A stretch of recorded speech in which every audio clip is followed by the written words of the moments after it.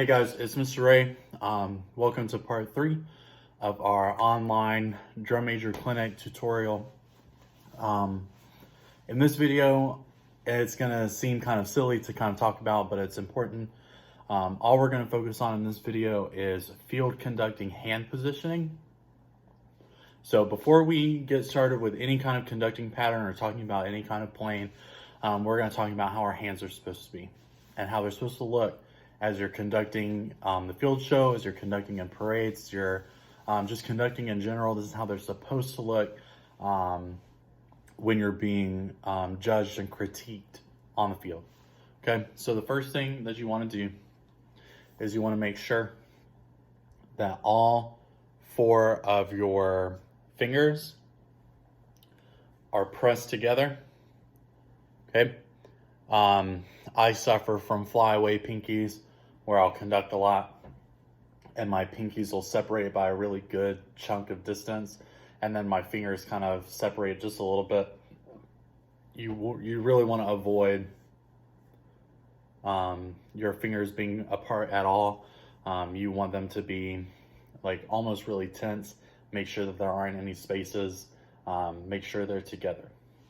Okay, so when you're conducting, minus your thumb, okay, every finger is going to be pressed together. It's going to be straight out, fingertips going straight away from your body, kind of like your Superman flying away. Okay, and like you saw there, I had to like bring my fingers back together. Okay, don't let them fly out.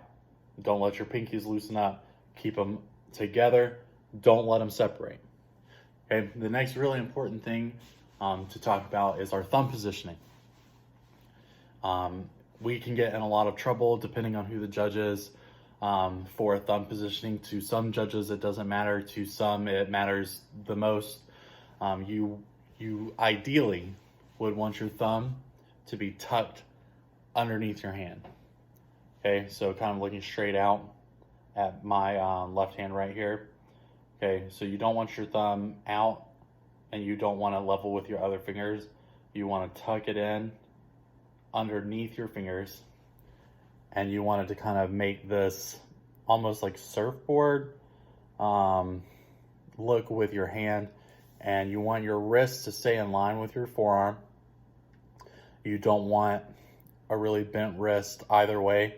Okay, you want it to stay straight out in front of you, fingers all together, and your thumbs tucked underneath.